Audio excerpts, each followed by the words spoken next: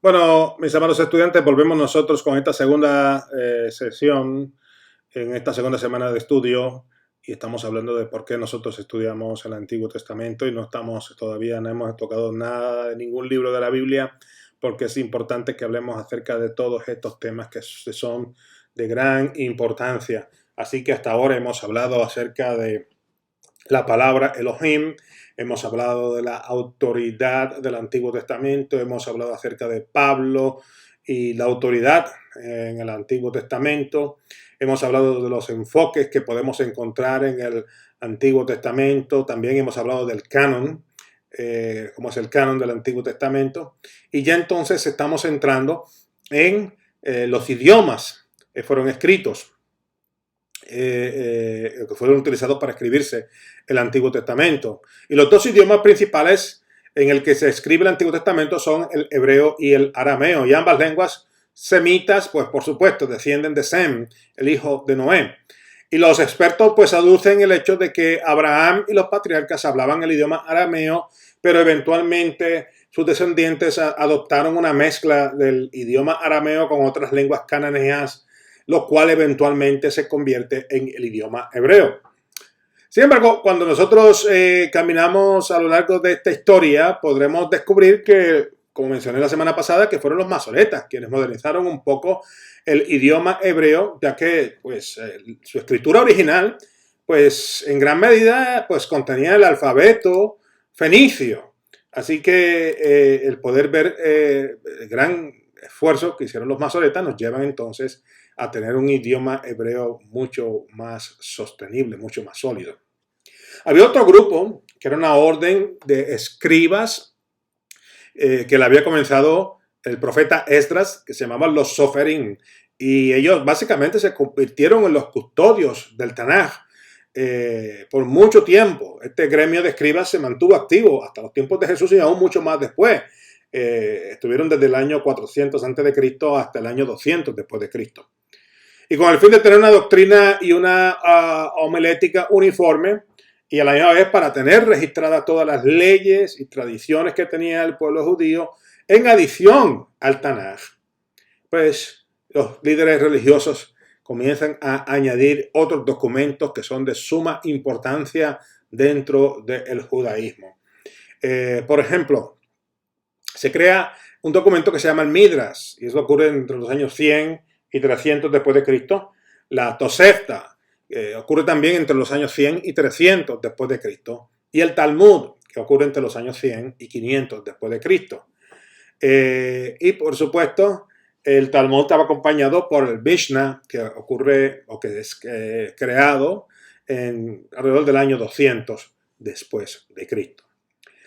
Ahora bien, nuevamente, tenemos que recalcar que son los masoretas quienes dan los toques finales a las escrituras, fijando la norma definitiva del texto del Antiguo Testamento entre los años 500 y 900 después de Cristo. Ellos son, como mencioné en la semana pasada, ellos fueron los que añadieron las vocales al nombre Adonai y las consonantes a el nombre de Yahweh o Yahvé, o lo que nosotros eventualmente comenzamos a cambiar utilizando el nombre de Jehová y eventualmente Jehová, lo cual pues ha sido en muchos lugares de gran discusión por el hecho de que el nombre Jehová pues es una invención y en realidad el nombre es Yahweh o Yahvé.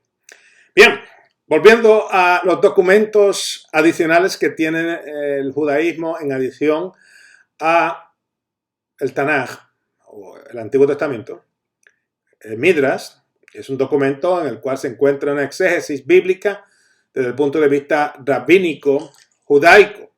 Y es mediante el Midrash que también nosotros encontramos una hermenéutica judía uniforme.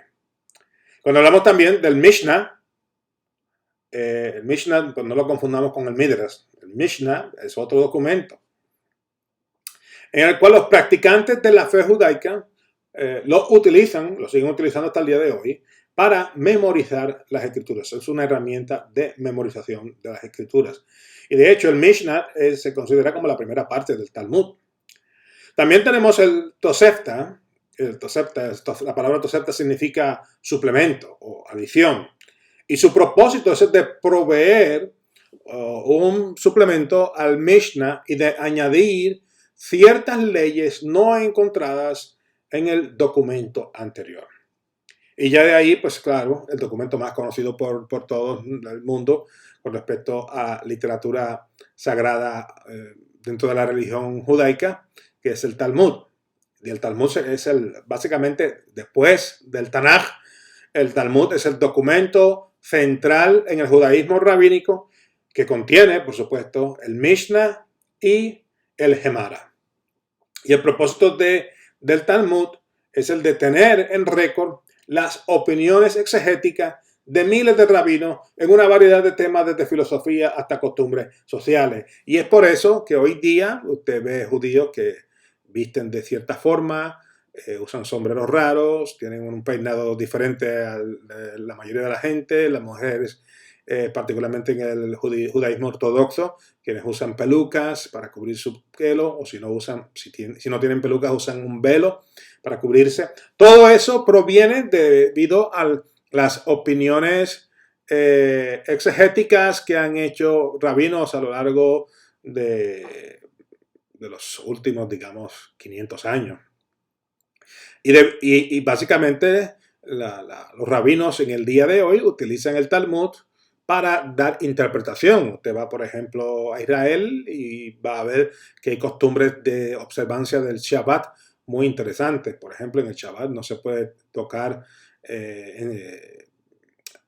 no se puede encender las luces en la casa, así que la gente lo que hace es que deja una lámpara encendida antes de que comience el Shabbat y está esa lámpara encendida 24 horas.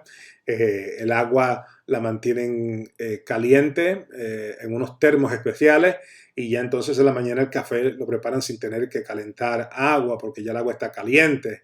La comida ha estado preparada desde el viernes en la tarde, antes de la llegada del Shabbat. Y todas esas costumbres en las cuales ellos no utilizan automóviles durante el Shabbat, donde ellos no hacen absolutamente nada, es total cese de actividades por un periodo de 24 horas, pues o por lo menos de la caída del sol de un día hasta la caída del sol del otro día, vemos que tiene en gran manera la influencia del Talmud en la vida religiosa del pueblo hebreo o de los practicantes del judaísmo alrededor del mundo. Así que el Talmud se convierte básicamente en el documento central dentro de la fe judaica, y no solamente es un documento central en términos religiosos, pero es la base para el código legal judío en Israel. Y bueno, ya ahí teniendo eso claro, pues vamos a continuar hablando acerca de las traducciones, particularmente el trabajo de los masoretas. Estas traducciones masoretas, pues, que tenemos a lo largo de la historia, pues sugieren que hay posibles errores en la traducción. Y es como siempre ocurre.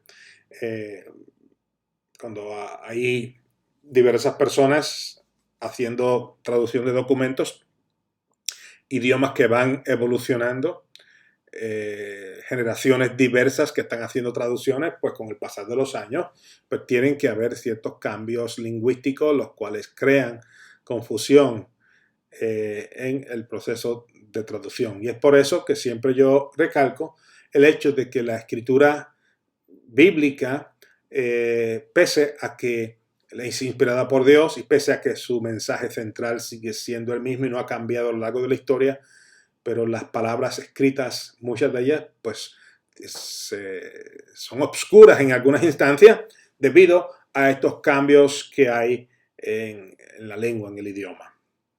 Y durante el transcurso de la historia, pues el idioma arameo pues, se convierte en un idioma poderosísimo, un idioma de valor comercial. Y por tal motivo muchos segmentos del Antiguo Testamento pues, fueron escritos en el idioma arameo. ejemplo de eso lo vemos en Jeremías, capítulo 10, verso 11. Y las traducciones y copias que fueron hechas al pasar los años, pues causaron cambios de vocabulario, cambios de expresión, y eso nos ha llevado en muchas instancias a errores de traducción, omisiones involuntarias o cambios en el vocabulario. Y debido a eso, pues entonces se tomó la decisión de escribir manualmente en rollos las escrituras. El rollo era, digamos, la manera más común de poder preservar las escrituras bíblicas. Y vemos entonces en el caso del descubrimiento de las cuevas de Qumran en 1948 que lo que encontraron ellos eran rollos. Y dichos rollos eran hojas de cuero que se cosían para interconectarse unas con otras. Por ejemplo, el rollo de Isaías que fue descubierto en el Mar Muerto era un rollo que tenía unas 17 hojas que estaban interconectadas unas con otras. No obstante, se cree que las escrituras más antiguas fueron plasmadas utilizando el papiro, el cual pues fue el primer papel en existencia. Así que tenemos esa creencia porque muchos de estos documentos han sido destruidos y lamentablemente pues no se ha podido descubrir. Sí se sabe que por el hecho de que el papiro es mucho más antiguo, pues tiene que haberse escrito originalmente las escrituras en ese tipo de papel. Algunos libros del Antiguo Testamento, como por ejemplo Jeremías, pues tienen dos versiones del capítulo 31. Y ante estas circunstancias, pues los rabinos judíos se aferran a dos documentos interpretativos de las escrituras. Uno se llama el Mishnah, que son las leyes extrabíblicas, y el otro es el Talmud, que es la colección de las leyes con comentarios rabínicos. En adición a la versión hebrea de las escrituras, también los samaritanos tenían una versión la cual contenía solamente la Torá o el Pentateuco. Este documento pues contiene variaciones, las cuales son ventajosas para los samaritanos. Por ejemplo, Deuteronomio capítulo 27, versos 4 y Deuteronomio capítulo 14, versos 23 al 25, pues han reemplazado el monte de Sión por el monte Gerizim, que es donde se encuentran los samaritanos. Así que eso es parte de lo que ocurre. Bueno, esa no es la única historia que pudiera usted encontrar acerca de personas que han cambiado nombres de lugares o personajes. En el mundo islámico, por ejemplo, la historia de Abraham e Isaac para el sacrificio, pues ha sido cambiada también. Y cuando usted habla con cualquier musulmán, pues le dice que no fue Isaac, sino que fue Ismael el que fue al lugar del sacrificio. Así que esto no es nada nuevo. Bueno, las sinagogas comenzaron a utilizar traducciones de las escrituras al idioma arameo, las cuales pues trajeron consigo variaciones de interpretación lingüística. Y bueno, tenemos nosotros la traducción Septuaginta, que es una traducción del idioma griego, que es la más conocida de todas las traducciones del Antiguo Testamento fuera de Palestina. Y esto debido a que los cristianos pues la utilizaron como su Biblia. De hecho, el apóstol Pablo utilizaba la Septuaginta como forma de poder alcanzar a toda esa comunidad gentil que estaba en toda esa parte del Mediterráneo. Así que esa es una de las traducciones que tenemos nosotros. Pero aparte de eso, pues habían otras traducciones que eran menos conocidas. Tenemos la versión siriaca. La versión siriaca el idioma siriaco es un dialecto del arameo y pues es una versión siriaca del Antiguo Testamento que aparece en los primeros siglos de la era cristiana. Y la misma pues utiliza porciones de el documento de Palestina como base para su traducción. También tenemos las versiones latinas del Antiguo Testamento que comenzaron a salir más o menos para el año 150 después de Cristo. Y debido a las muchas pues, traducciones, el Papa Dámaso I, entonces le da una encomienda a San Jerónimo para que haga una versión oficial en el idioma latín. y de ahí es que vemos nosotros cómo sale la versión Vulgata. No obstante, dicha versión pues no pasa a ser la versión oficial de la Iglesia de Roma hasta llegar el Concilio de Trenton en el año 1546. Bueno, ahora bien, vamos a ver un video presentado por el doctor Pablo Jiménez acerca de la geografía en los tiempos bíblicos, y de ahí pues regresaremos para la parte final.